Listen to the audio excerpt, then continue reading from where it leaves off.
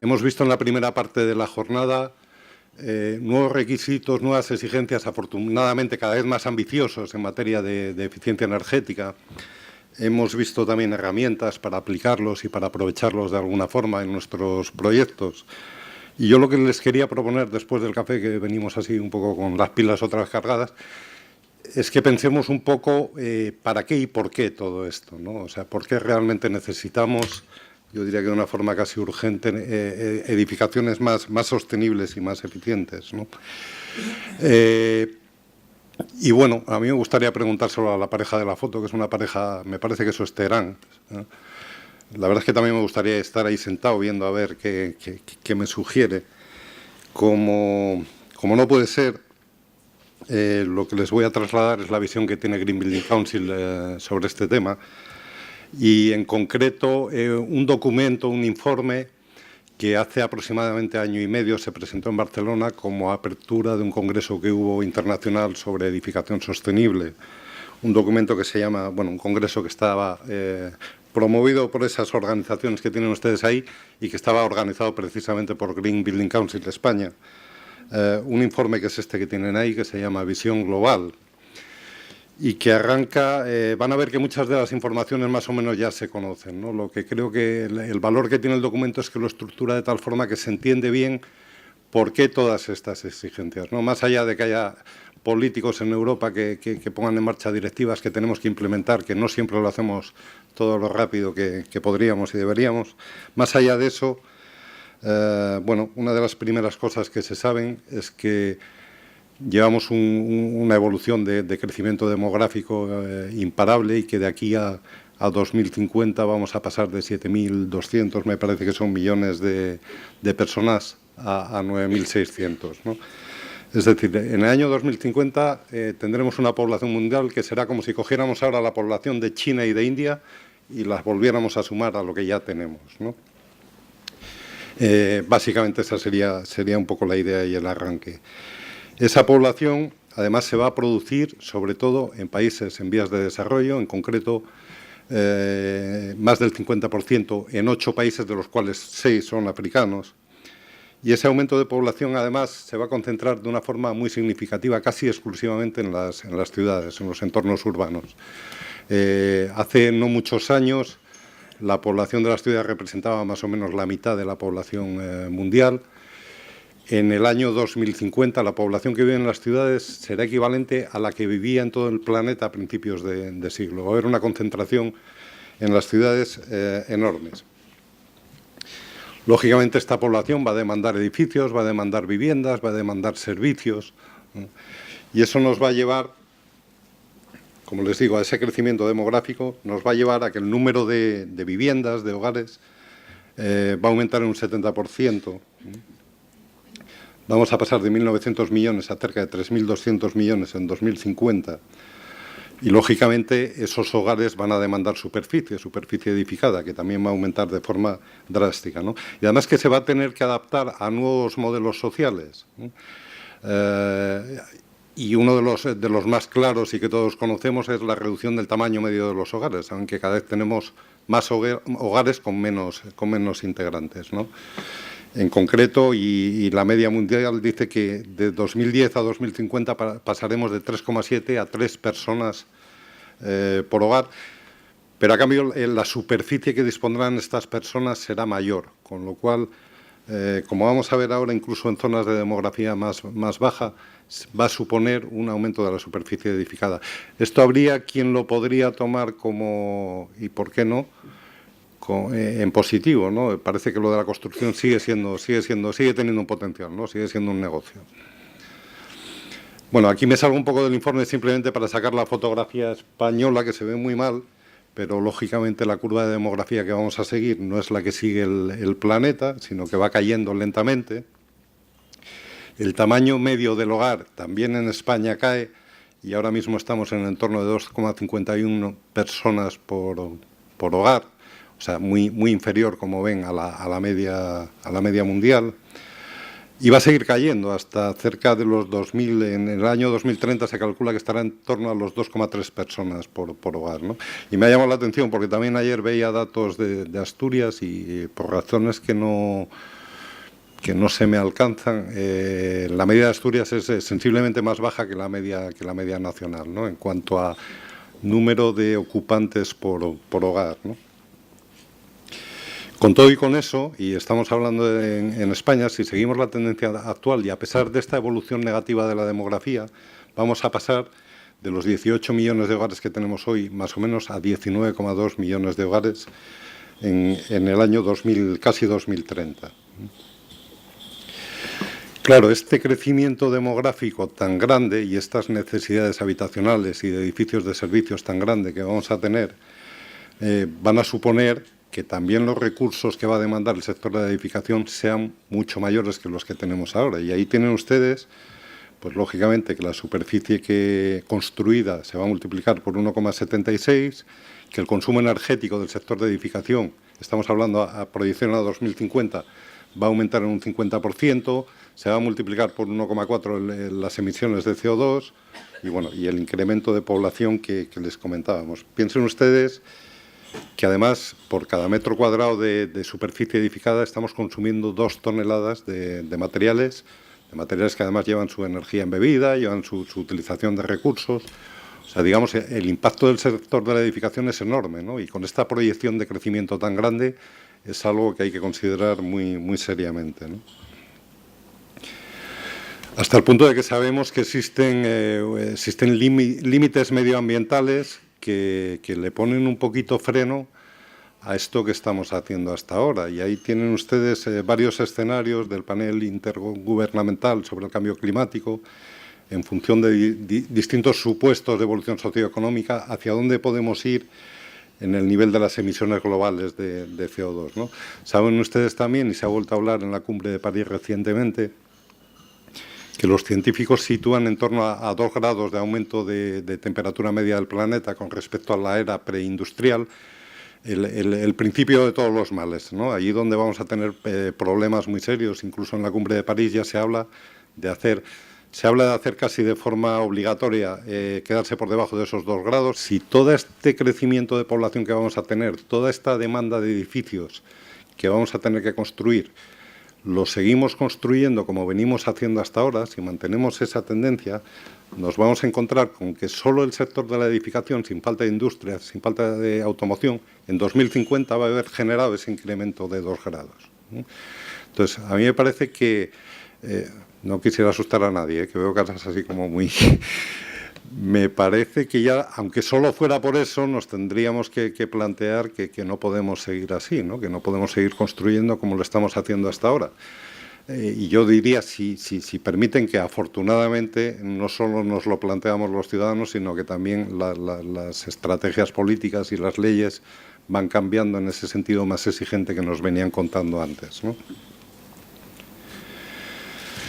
En definitiva, toda esta necesidad habitacional la tenemos que satisfacer cambiando el paradigma que tenemos y la forma de construir nuestros edificios. Y aquí no voy a inventar la rueda, y aplicando fundamentalmente 2 estrategias, ¿no?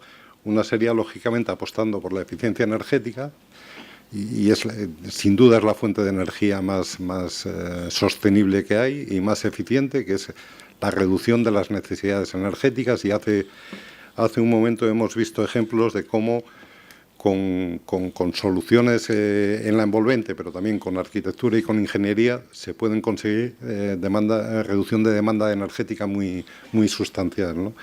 Y la segunda parte, lógicamente, cambiarle las fuentes de energía, ¿no? Ir hacia una economía o un modelo energético descarbonatado y favorecer las energías renovables, hasta el punto de que podríamos plantearnos que en el año 2050 la mitad del consumo que tenemos de energía procediera de fuentes renovables.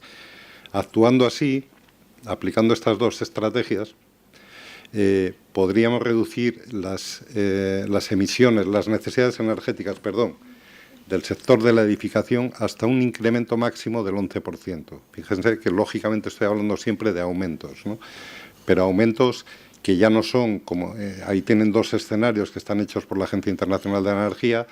el escenario peor, digamos, el que multiplica por 1,48 el consumo energético del sector de edificación, es el escenario as usual, como se suele decir, ¿no?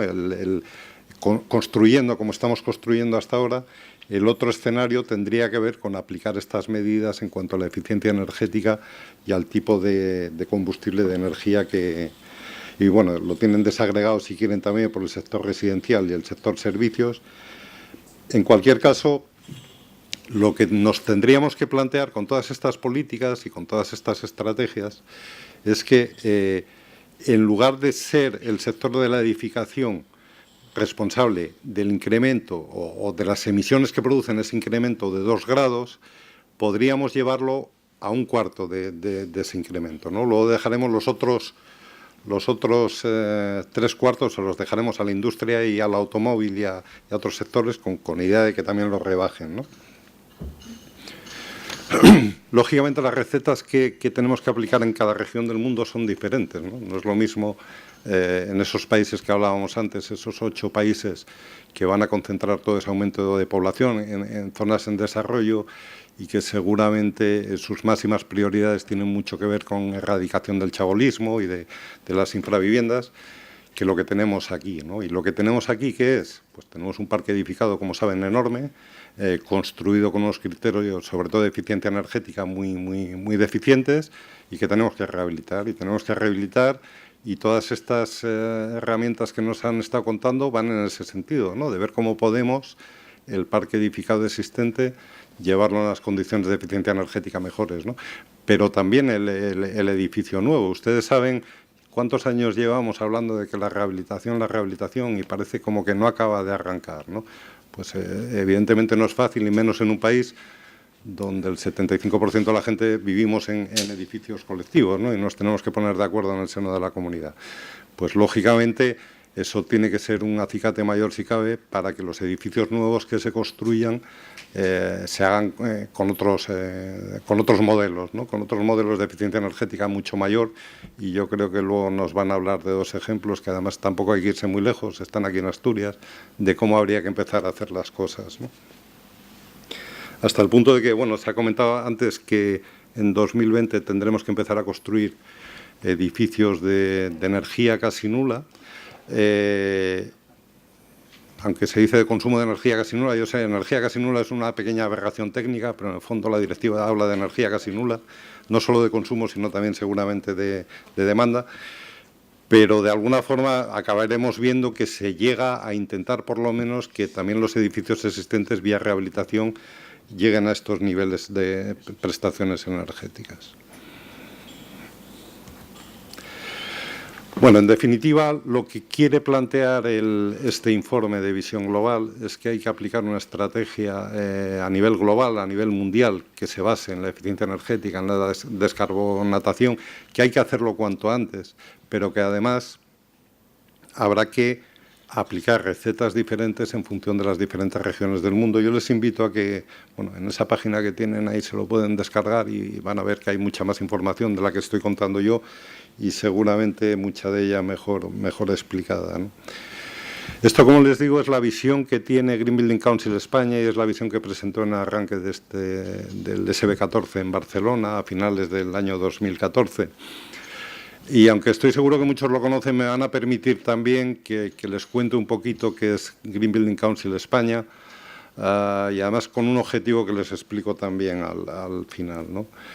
Al final, Green Building Council España es una asociación sin ánimo de lucro que intenta reunir a todos los representantes, a todos los agentes del sector de la edificación para promover una transformación del modelo hacia niveles de mayor sostenibilidad, un poco basado en esta necesidad urgente que les comentaba, ¿no?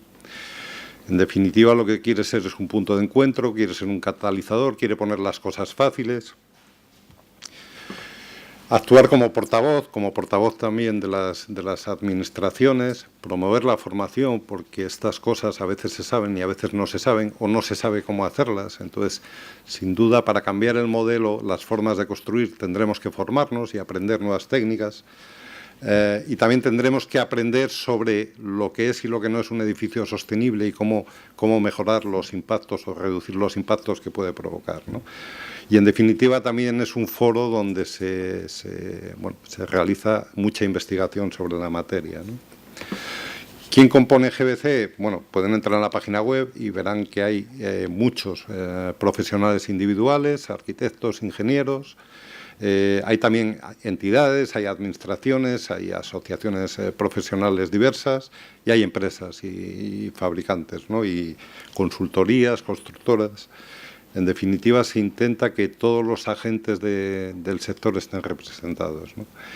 Green Building Council España no es un invento español, responde o pertenece a una red mundial que está impulsada por el World Green Building Council.